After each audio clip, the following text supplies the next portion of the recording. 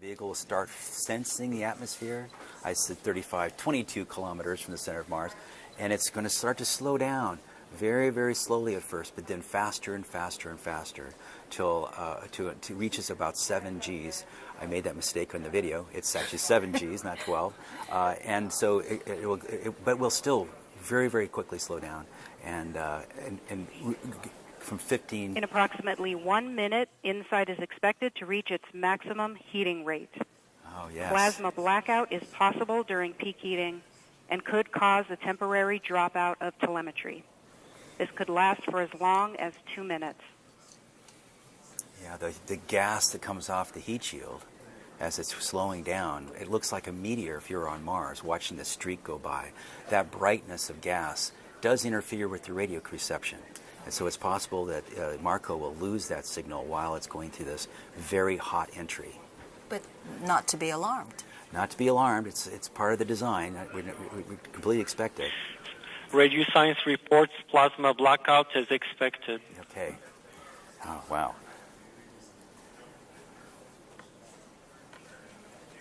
Ground stations have reported plasma blackout, still receiving InSight telemetry via Marco. Marco Alpha has carrier interruption. InSight should now be experiencing the peak heating rate. Portions of the heat shield may reach nearly 3,000 degrees Fahrenheit as it protects the lander from the heating environment. That's hot. Marco Bravo shows carrier interruption, but still in lock.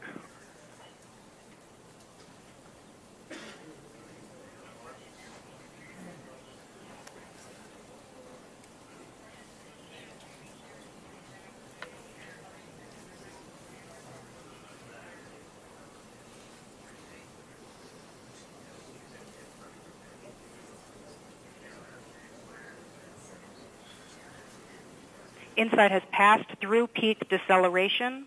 Telemetry shows the spacecraft saw about 8 Gs. Marco Alpha and Marco Bravo maintain lock. Radio science reports carrier detected. Yeah. So, several different communications coming in. InSight is now traveling at a velocity of 2,000 meters per second. It seems to have passed this very critical point of peak heating and peak deceleration. The next big step is parachute inflation. And you can see that on our timeline on the bottom of the screen. The next event is parachute deploy. InSight is now traveling at 1,000 meters per second. Very close. Once InSight slows to about 400 meters per second, it will deploy its 12-meter diameter supersonic parachute. The parachute will deploy nominally at about Mach 1.7.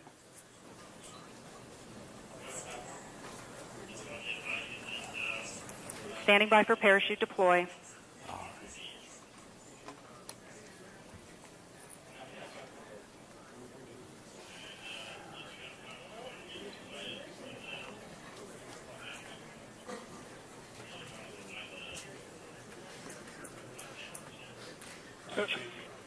Radio science reports sudden change in Doppler. Ground stations are observing signals consistent with parachute deploy. Marco Alpha, Marco Bravo maintain lock status. Telemetry shows parachute deployment. Radar powered on.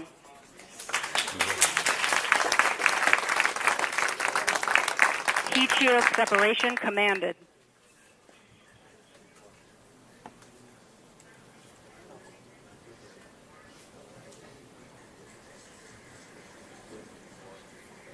This is really good news so far. It's fantastic. I'm on pins and needles. We have radar activation where the radar is beginning to search for the ground. Once the radar locks on the ground and InSight is about 1 kilometer above the surface, the lander will separate from the backshell and begin terminal descent using its 12 descent engines.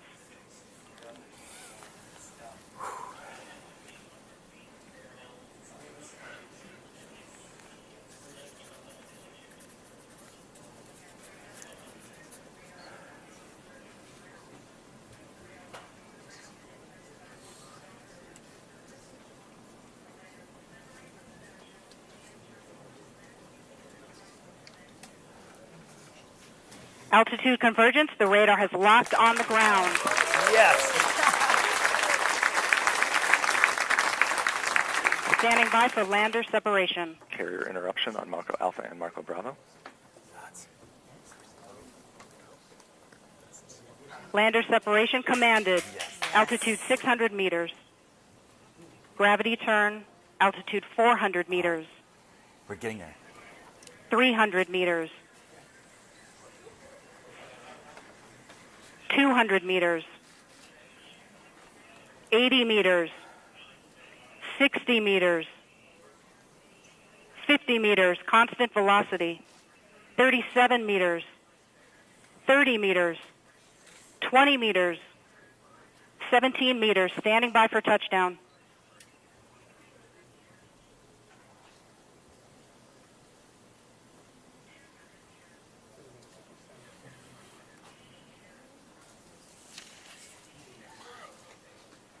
Touchdown confirmed.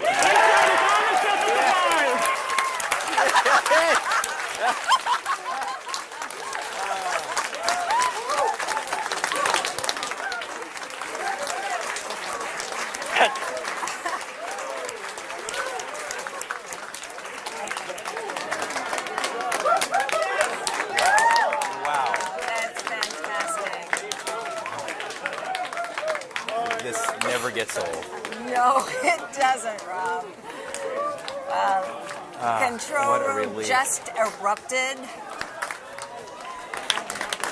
Fabulous. Shaking Fabulous. hands with the Marco team Marcos. there. Marcos team, you did great. Jim Preiser, one of the key designers at Lockheed. Sandy Krasner. What a What a great relief. team. What a great.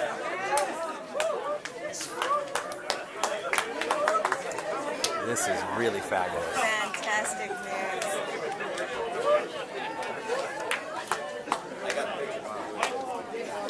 Thank you. Lots of fist bumping going on in there. What a relief. We've cut over to the camera over in Times Square. Boy, people are weathering the rain to see this.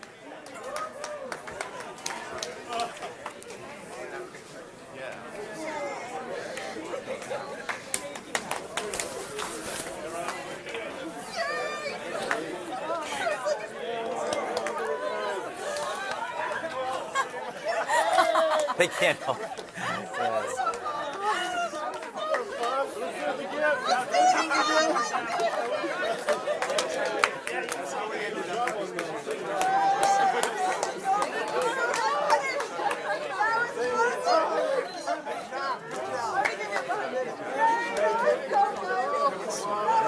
This is the hardest part. Getting to the surface of Mars is very hard. This thing has a lot more to do, though.